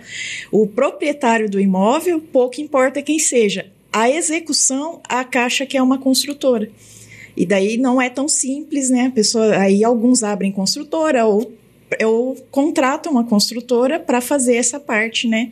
E ter esse documento correto. Esse é um. Aí tinha outras regras. Teve uma época aí também de rua sem pavimento, que não podia. Agora tem dependendo, né? Se não tiver o imóvel sujeito à inundação, isso que fala no nosso caderno de orientações, né? Então, se o imóvel não estiver sujeito à inundação, se não estiver abaixo do nível da rua, ainda pode ser em rua sem asfalto, até porque é um programa nacional.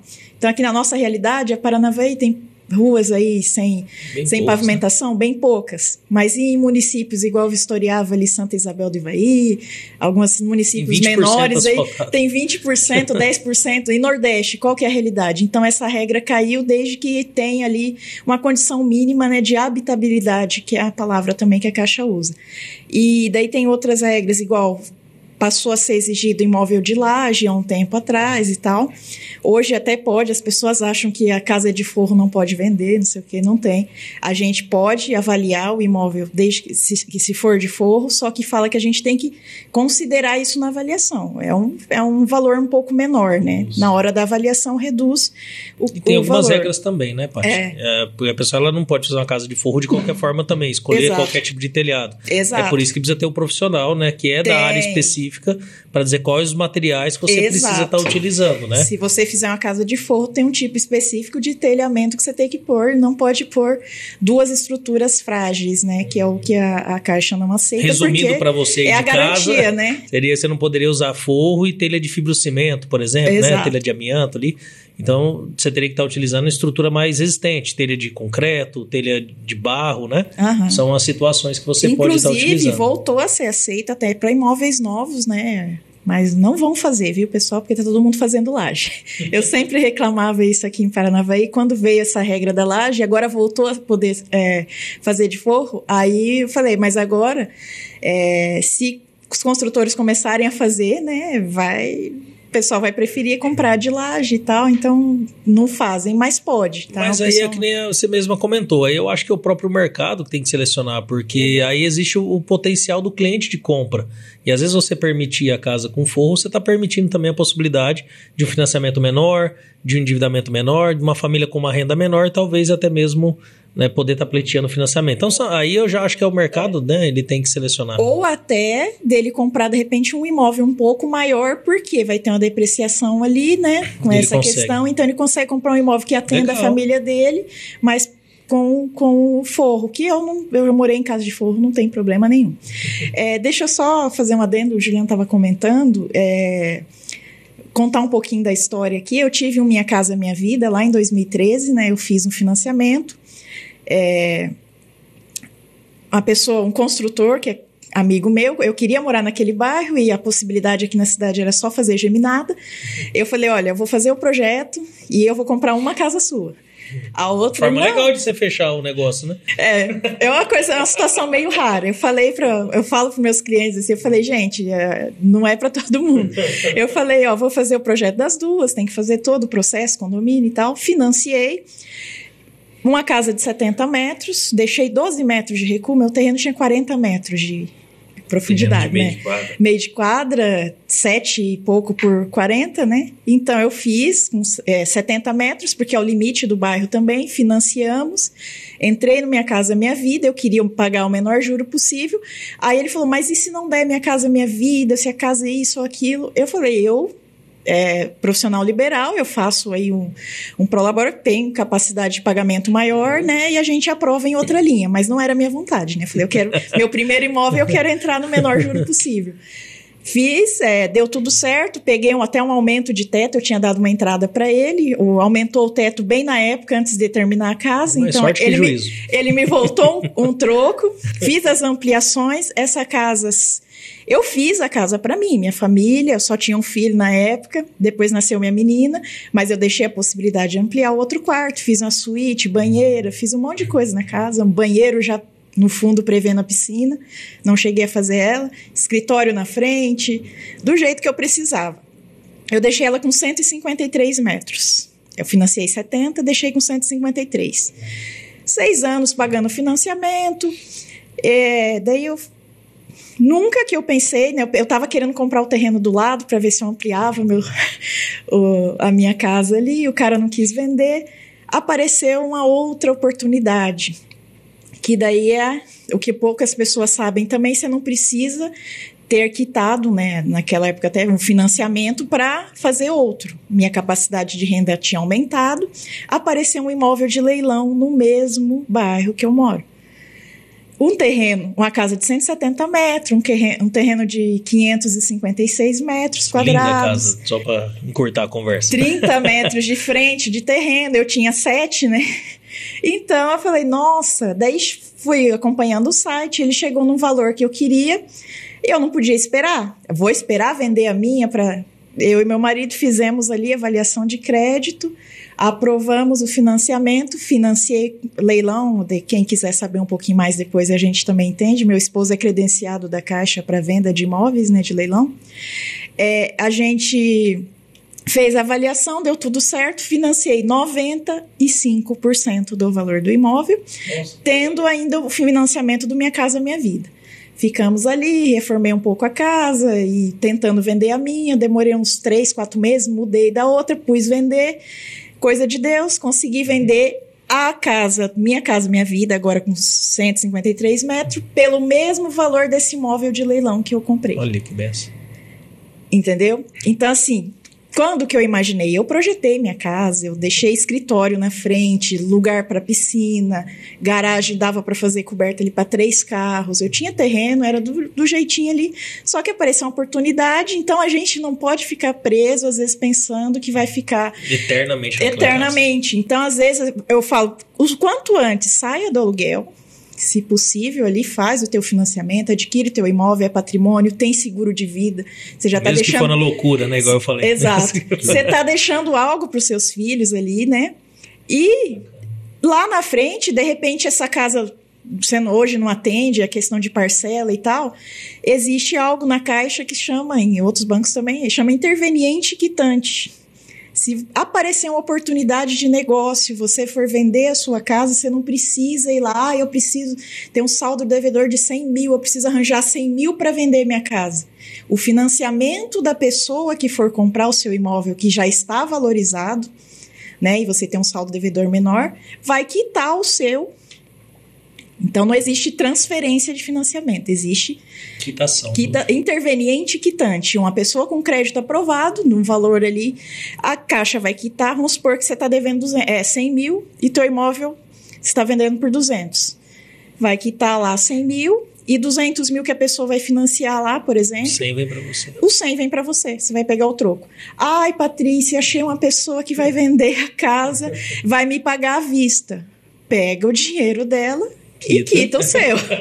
Simples assim. Então, assim, você pode alavancar e fazendo, né, vendo essas regras aí, igual a gente acha aí é temporário, essa questão do SBP, é questão de construção também, né, só que você não pode ter um financiamento ativo e fazer a construção, mas para outras linhas ainda pode. Então, assim, existe essa possibilidade. E eu estava vendo uma pesquisa esses dias que eu acho que é em torno de 70% dos financiamentos do Brasil são quitados antes do prazo de 30 ou 35 anos.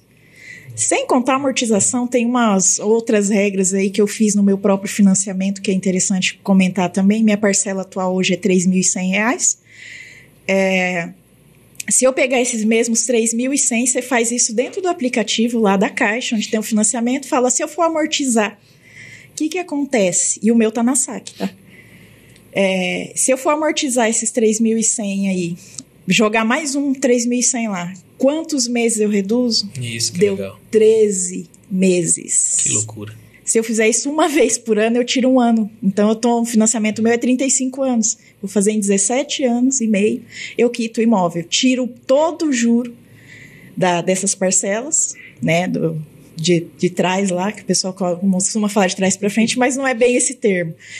E é uma possibilidade aí que as pessoas não se atentam. Pega um 13º, peguei uma herança, alguma coisa, vai amortizando o teu que você vai tirar juros absurdos. Então, tem clientes que sentam na minha mesa, eu vou pagar 2 casas e meia. Eu falei, você paga 2 carros e meio em 4 ou 5 anos de financiamento. Nós estamos falando de casa, que valoriza, carro desvaloriza.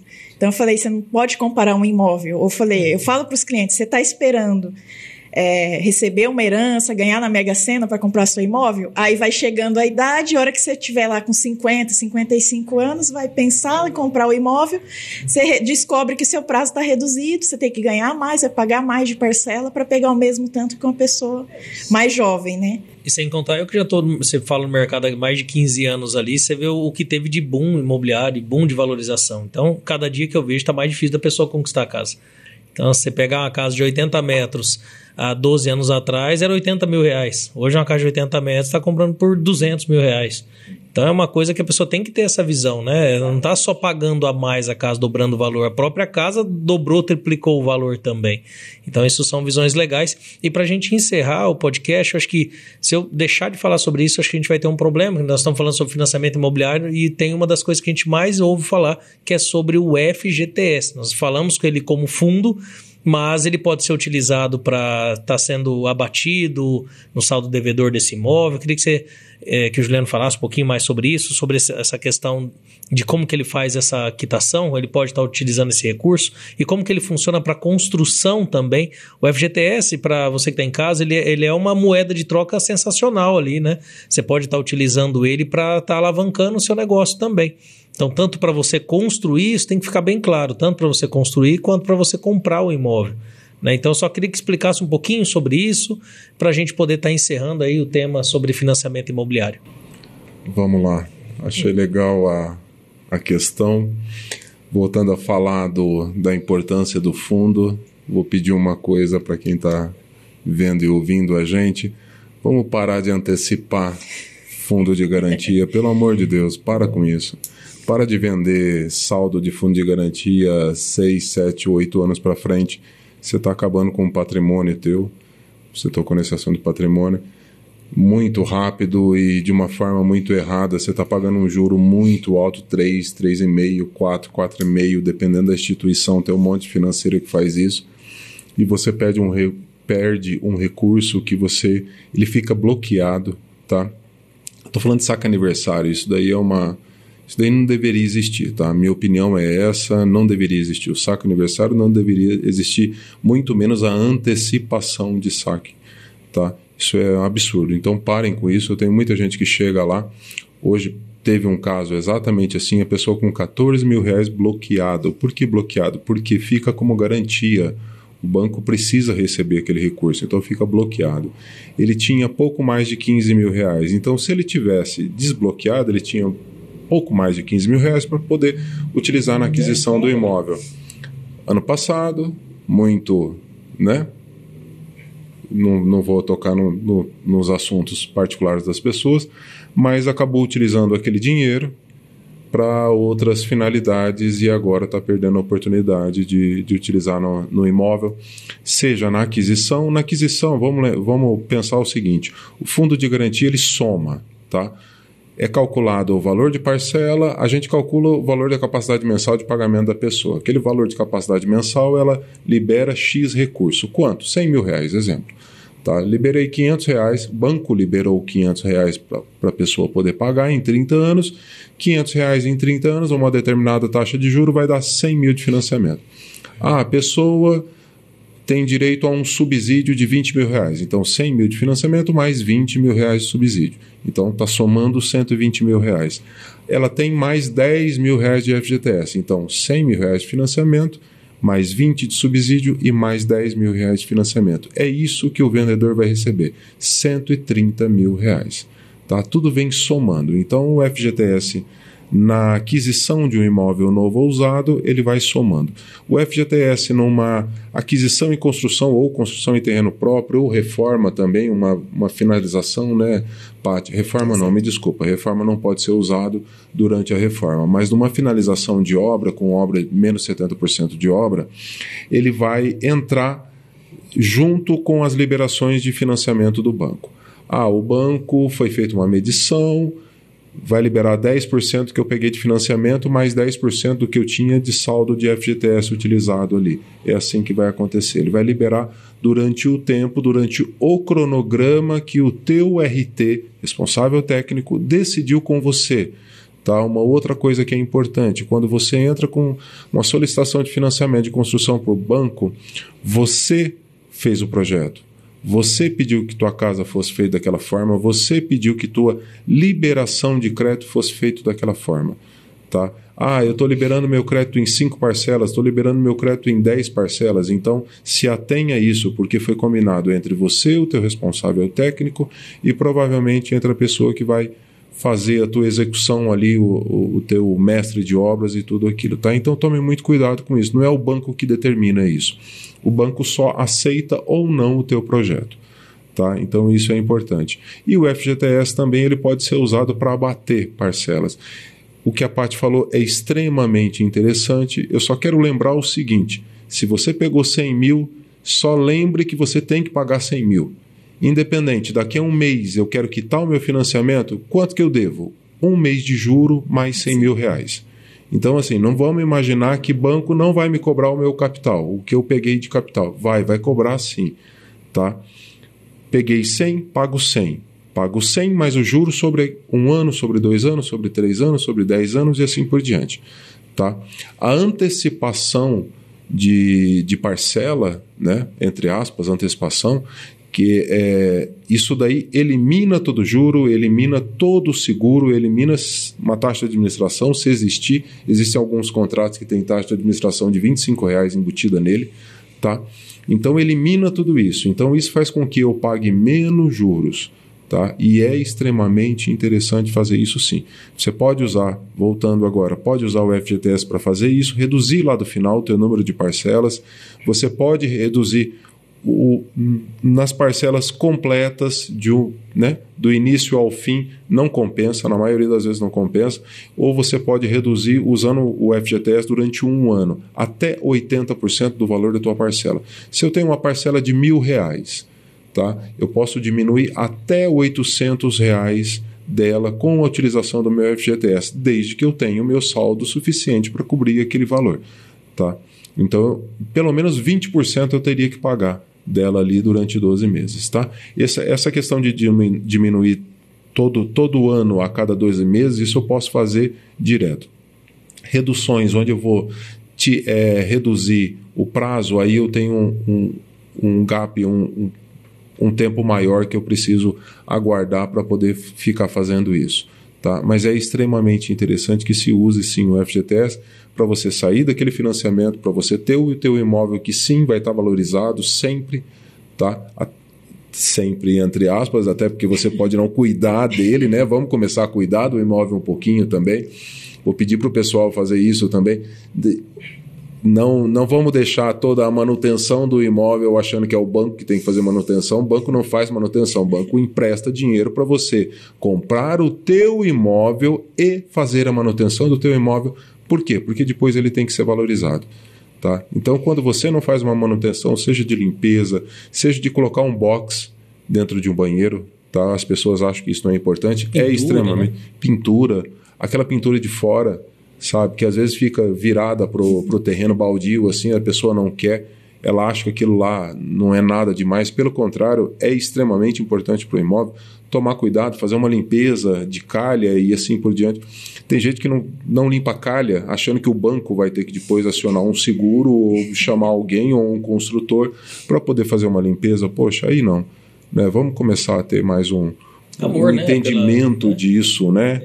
O banco, ele é quem vai te proporcionar isso, é quem pode pegar aquele recurso e te proporcionar, mas você, como proprietário daquele imóvel, você tem que tomar esse cuidado também. É um bem teu, né? Ele está alienado ao banco, mas ele é da sua propriedade, tá? Então isso é muito importante. Eu fugi um pouquinho do que você queria ouvir, mas tem alguns ganchos que vêm assim que eu acho importante, que eu luto diariamente com relação a isso, e eu vou ser muito sincero, eu sou muito verdadeiro quando chegam na minha frente, eu eu falo tudo. Eu falo. Esse é um assunto incrível, né? Você falar sobre financiamento imobiliário, você falar sobre realizar o sonho das famílias, tratando do imóvel, que para uma família ainda é um dos maiores sonhos, né? Então você vê a dificuldade que é quando as pessoas chegam para nos procurar, para que seja realizado esse sonho, a gente vê o anseio, o desejo, sabe, toda essa empolgação. E nós tivemos aqui esses dois profissionais incríveis, já conheço há vários anos aí, sabe da competência de cada um, a gente trouxe aí escolhido a dedo para trazer o melhor conteúdo para vocês aí sobre financiamento. Mas antes de encerrar esse episódio, mais uma vez vou pedir para vocês se inscreverem aqui no canal, para vocês derem um like, e até para que eles vejam que foi importante a presença deles, dá uma moral para eles aí, deixa um like, deixa um comentário também, caso você tenha dúvida aí sobre financiamento imobiliário, talvez não tenha, dentro do nosso tempo a gente conseguir estar tirando todas as dúvidas. Se você ainda tiver alguma dúvida específica, a gente vai estar respondendo para você aí nos comentários, tirando todas as suas dúvidas, tá joia? E queria agradecer mais uma vez aqui a presença do Juliano, que prontamente atendeu a nossa solicitação, vim aqui para colaborar com você, ajudar vocês. Também queria agradecer aqui a Patrícia, uma parceira aí de longa data, já tivemos vários negócios juntos, já abrimos empresas juntos, uma excelente profissional, muito competente também. Tenho certeza que vai estar colaborando, ajudando você a realizar aí o seu sonho, o sonho da casa própria. A gente sabe o valor que é isso para a família. Então a gente, não só eu como profissional, tenho certeza que o João, todos aqui estão dispostos a entregar o seu melhor, né? Para que você tenha o melhor resultado aí, tanto financeiro como da melhor casa. E deixar aqui meus agradecimentos também ao João, grande parceiro aqui, que colaborou bastante aí com perguntas incríveis para trazer aí o melhor conteúdo sobre financiamento para vocês. Um grande abraço a todos, fiquem com Deus. E eu também gostaria de agradecer, mas antes disso não podia deixar de pedir para que os nossos convidados deixassem suas últimas considerações e seus contatos. Patrícia, por gentileza. Sim, muito obrigado, viu, pela oportunidade também de estar participando aqui. Eu já acompanho vocês e nunca imaginei estar aqui, mas muito obrigado pela oportunidade. Meu Instagram é greenarc.pc, Patrícia Carolina. Obrigado. Juliano, por gentileza, deixa o telefone. O Instagram também. Vamos agradecer, colocando no Instagram a minha amiga Isabela vai colocar também muita coisa sobre isso hoje pra gente. Ela é que cuida do nosso Instagram, Cred_Cidade. Tá? Lá você tem todos os contatos, tem e-mail, tem WhatsApp, tem tudo para conversar com as meninas do Credicidade lá, a Beatriz, a Larissa, a Juliana, tá? Conversar comigo também. Às vezes é um pouquinho mais demorado de me achar, né? Porque eu tenho que dar todo aquele suporte por trás. Logo, logo a gente está numa outra sede. Vão ter mais pessoas também. Já tem mais uma equipe aí aguardando para poder trabalhar junto do crédito habitacional e do crédito agro também. Eu quero fazer uma ressalva aqui. A Credicidade hoje do Paraná deve ser vamos imaginar que devam ter 3 correspondentes que fazem crédito agro hoje dentro do Paraná, e a Credicidade ela foi agraciada com a possibilidade de fazer isso já há 2 anos, e a Caixa proporcionou isso para a gente, e a gente está indo bem, a gente está trabalhando legal nisso também. Eu queria que ficasse registrado essa possibilidade também dos produtores rurais. Eu não estou falando, quando eu falo Credicidade, eu não falo só de Paranavaí, tá? A Credicidade hoje ela tem uma extensão muito maior do que as pessoas possam imaginar, até onde a gente possa atender. Existem muitos parceiros hoje que têm uma parceria legal com a gente dentro do estado e fora do estado do Paraná também, tá? Então a gente chega em muito lugar aí que as pessoas às vezes não imaginam. Então vai lá, chama a gente do Instagram, troca uma ideia, marca um horário comigo. Marcar o horário não é porque eu sou chato, não. É porque eu quero dar o meu melhor atendimento, tá? Eu sempre falo isso para as pessoas. É que eu não quero que seja nada corrido, que seja nada atropelado. Eu não quero telefone me atrapalhando, eu não quero nada disso. E outra coisa, a gente atende também fora do horário, tá? Depois das 6 horas eu não tenho problema nenhum de atender. Eu fico bem tranquilo. Por quê? Porque eu preciso dar o respaldo que o meu cliente precisa, que o cliente da Caixa Econômica Federal precisa e merece. Perfeito. Tá? Eu agradeço. Muito obrigado a vocês, e principalmente a você que ficou com a gente até agora. Eu peço que fique mais um pouquinho para ouvir as palavras do presidente do CREA. Obrigado.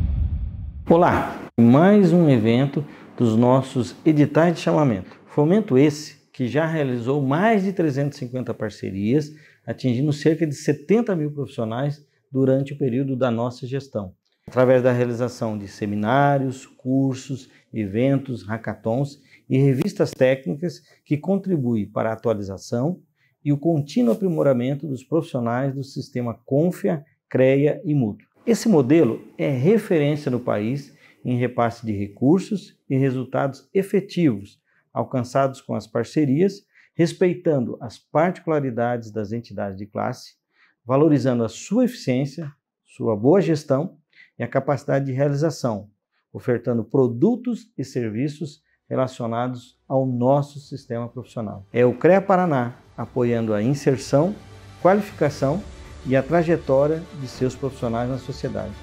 Conheça outras iniciativas como essa em nosso site.